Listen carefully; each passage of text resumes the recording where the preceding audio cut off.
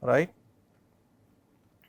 Then considering only the second order term in the expansion of polarization as a function of field, right, we would have encountered as a consequence of merely squaring the electric field, merely taking the square of E of t, but respecting its both this part E1 plus the Cc, E2 plus the Cc, respecting the Cc part as we should, and squaring both the guys. We square the E1 component and the E1 star component. We get a 2 omega in the response, 2 omega in the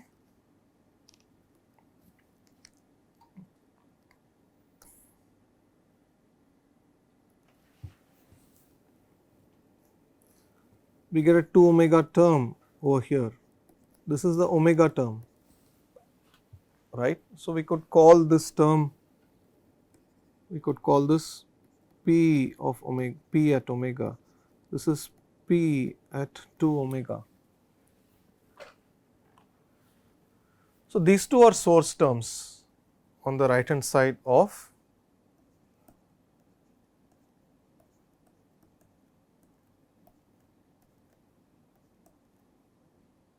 okay, we have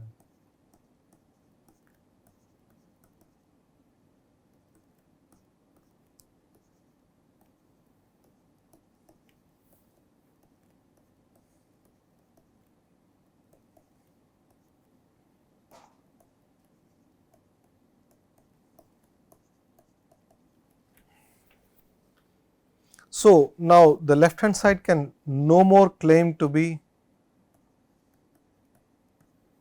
omega only. No, there is omega for sure, but there is also 2 omega. If I had a scenario where we had reasons to have appreciable this, we would also have this P of 3 omega,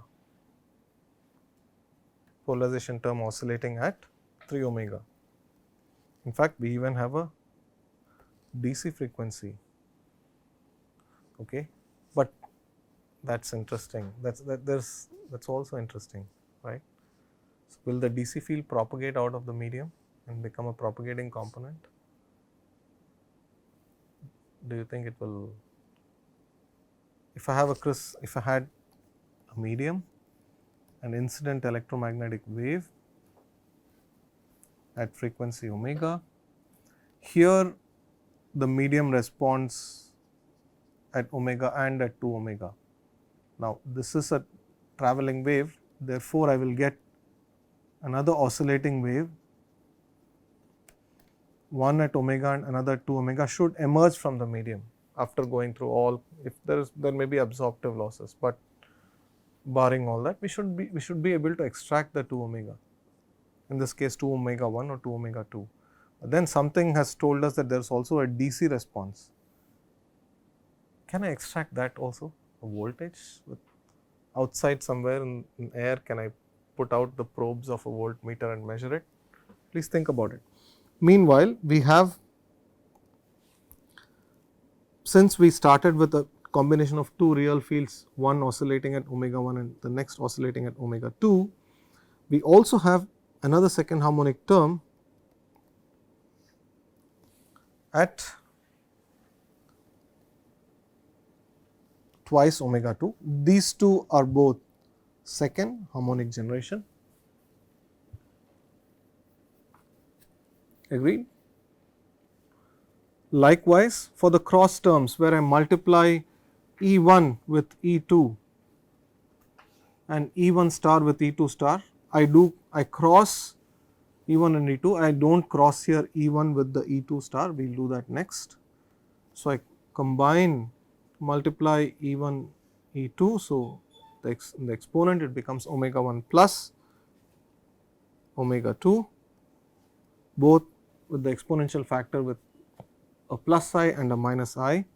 So, field is then again real. You see, the second term is merely a complex conjugate of the first for what we have now called sum frequency generation. I have been for the first time in optics, we have been able to sum two frequencies. We always summed amplitudes. We could never truly sum frequencies.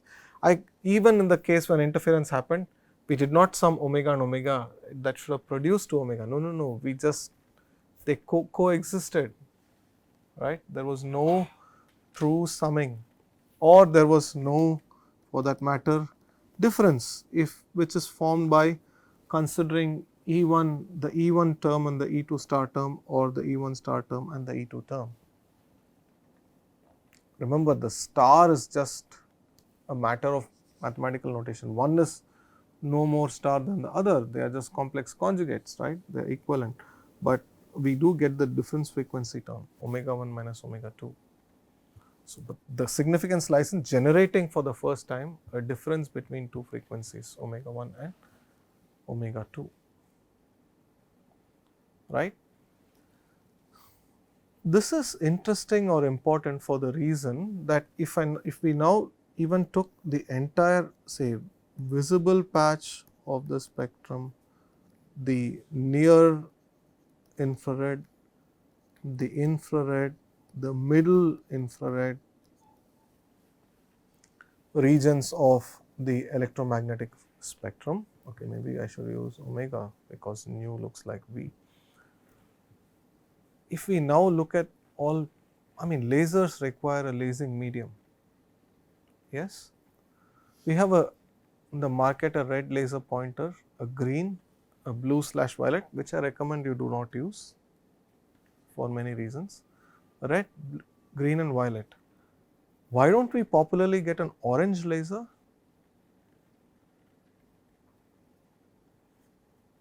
Not even orange loving Dutch have made that popular, it seems. Get a green, you get a red, okay. For what? That's because in the visible you have a red, you have media to produce a green, but the blue lasers, yeah, you do have them, but I encourage you to look at the story of the blue LED, which was very hard to invent and led to a Nobel Prize. So, it seems the higher you go in, this is not, this is increasing wavelength and not frequency, you should have caught me on that. Frequency increases in this direction, but yeah, you know what I mean, infrared. Likewise, we have something in the near infrared over here, 1000 nanometers or 1 micron, 1.55 somewhere here, 1 micron, 1.55 communication. People worked hard to create lasers over there so that we can transfer data around. But then you go further, okay, 1.55, I shouldn't call it near infrared, I should call it infrared. The scale isn't linear, by the way, but you go into the infrared somewhere over here, you have the region where thermal cameras operate, 3 to 5 microns. Question, do we have media amenable to lasing over there? Probably not. Now, thulium doped to the thulium ion seems to have favorable transitions and people are making lasers there. But okay, the point I am trying to make is that there are many gaps in the electromagnetic spectrum where lasers normally natively do not operate. But for detection, for spectroscopy, for a lot of applications, we would need sources with frequencies, electromagnetic, strong enough electromagnetic waves there, right. So, these are very interesting. For example, the region of electromagnetic radiation with frequencies of about 10 to the 12 to 13 hertz, the so called terahertz region in the spectrum is very useful because you can fingerprint molecules, but if we had easy terahertz sources such as we have for X-rays, right. So, we go take an X-ray in medical science, but X-rays are ionizing radiation. So, we want to watch the amount of radiation that we are shining onto ourselves, because there is radiative damage happening with every bit of exposure. After all, the same radiation is used to do therapy where you kill unwanted cells such as malignant cells, okay, to treat cancer. So, it can't always be that it is an overdose may not be acceptable. So, there are nominal limits which one shouldn't cross. But what if I had a device which had the same functionality as that of an X-ray? Even when you pass by an airport, every time you scan your luggage, you are getting exposure to X-rays. What one is looking at in the monitor over there is X-ray absorption contrast. The baggage is being scanned with X-rays. So, X-rays are like everywhere. That is not very good news apparently, right? I mean, maybe for adults, but imagine a fetus or something like that, right? It's probably not good news for delicate scenarios. But what if I had radiation which did the same job, which was kind of, see through certain barriers for maybe concealed objects, which is the whole point behind scanning baggages and even people, right? If it was non-ionizing, it would be great, isn't it? Yes. So, region terahertz radiation has this very nice property, but then why haven't we replaced all X-ray scanners with terahertz scanners? In fact, if you go to some airports, we do have non-X-ray scanning of people, not baggage for that matter. Why would we not all be exposed at airport security check through a strong dose of X-rays to look for concealed objects? It's essentially unhealthy, but at long wavelengths, we don't, radiation is no more ionizing, and if we had reasonable sources of radiation, one can scan even a person and without detrimental consequences. But this terahertz radiation can give us an opportunity to do these things, but also many more other scenarios, such as identifying counterfeits in pharmaceuticals, which is an important aspect, right? Or even for quality inspection of precious items, and there are plenty of applications for terahertz. The only way, or I should say the best way of producing terahertz radiation that we know today, one of the best ways, is difference frequency generation and the rectification process. You want to create radiation with of 10 to the 12 hertz, you take electromagnetic waves from lasers oscillating with a frequency of about 10 to the 14 hertz and do difference frequency of two closely spaced, say, lasers for that matter, or do other ways of difference frequency generation and so on and so forth, or even rectification effects can help us produce terahertz radiation. So, this level of nonlinear optics, the second order effect, are the effects which help us populate these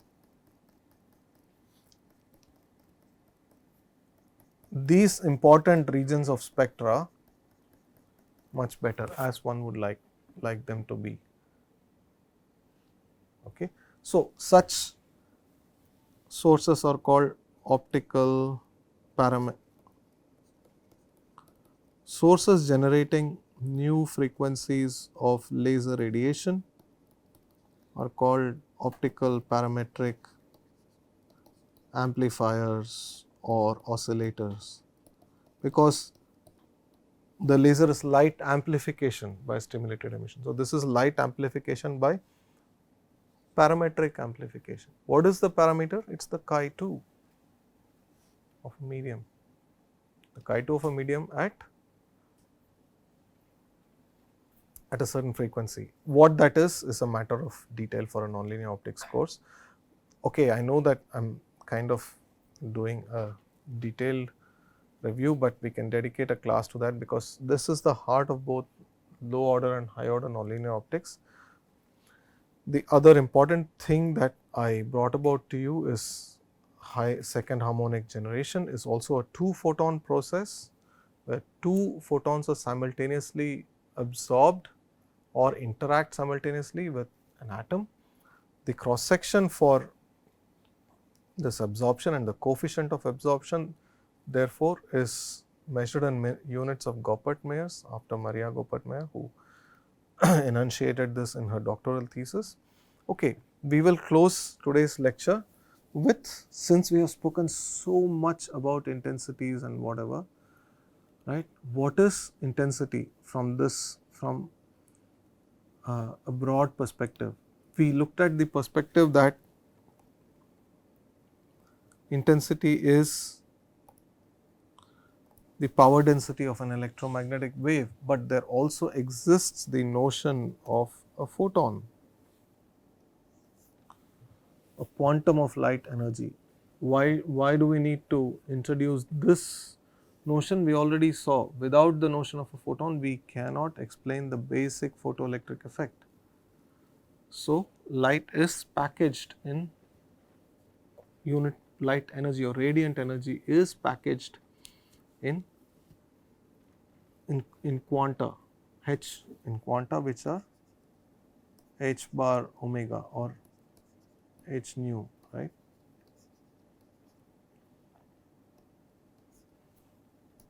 In packets of h nu.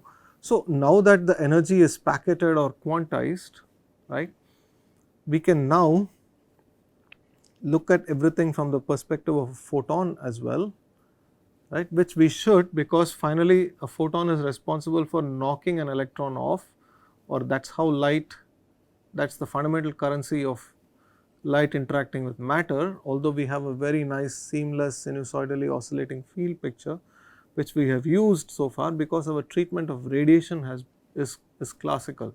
So, light is an electromagnetic wave in that picture, but the energy, in terms of a picture where energies dominate, we ought to consider packets of h bar omega being radiant energy. Now, this is incident on some medium. So, we want to set certain things right by now looking at intensity of an electromagnetic wave in terms of an intensity of a photon beam, a beam of photons. However, you like to visualize them, not so easy. Please do not mistake a photon to be a pulse.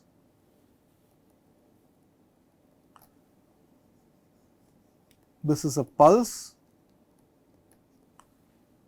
of an oscillating electric field,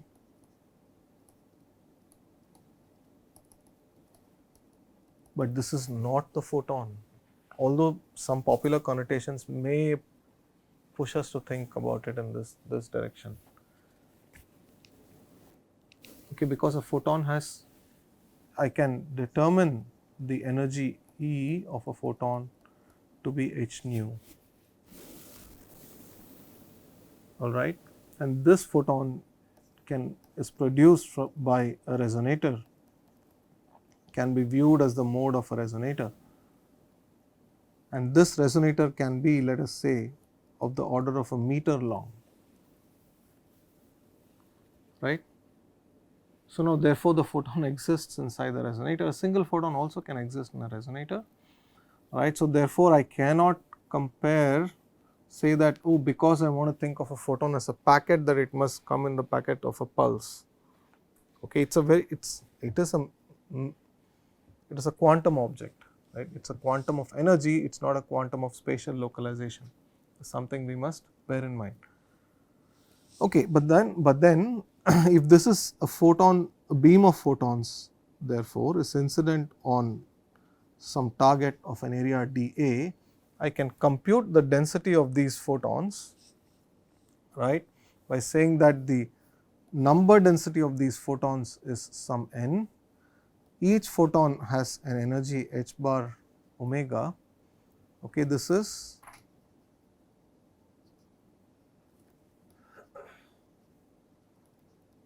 number density. Therefore, the intensity of the photon is I. Okay. But then we had a photon beam earlier in our discussions, which had a radial distribution, right. This was the r coordinate, and the vertical axis belong to say intensity or even the field, right. So, the intensity was higher here than here, right. This is basically for a, I sketched a sort of propagating beam over there. So, we basically had an I of r curve, right. So, therefore, both the intensity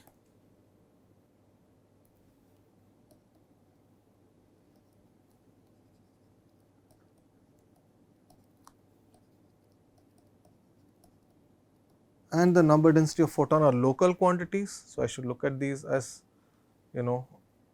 density being calculated at volume elements at every point in space.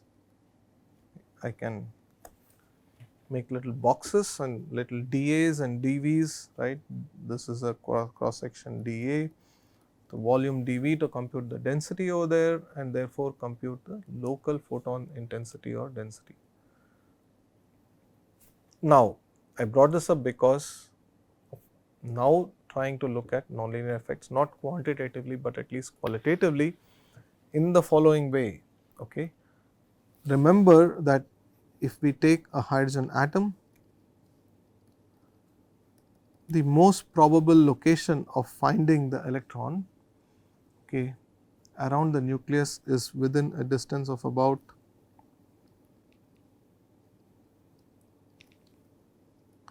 a0, the Bohr radius, right. But then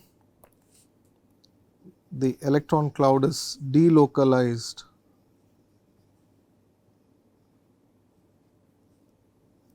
about the point like nucleus. If I now consider 2 photon processes or second order processes, are 2 photon processes. What does this mean? This literally means that I have a photon beam. If I had a photon beam such that the density of photons in this beam is like what I am sketching here. After all, light propagates. So, the beam of photons has a propagation as a sense, each photon also propagates. But if the density is so sparse that considering the size, even the physical size of this target, at most one photon interacts with anything of the size of one atomic volume, that is in a volume of A naught cube. At most one photon interacts with it at any given point of time. Then all I can see is the effect of a single photon interacting with a single atom. Okay. Unless and until we get to a scenario where consistently we have more than one photons in the beam, which is all stochastically sort of distributed.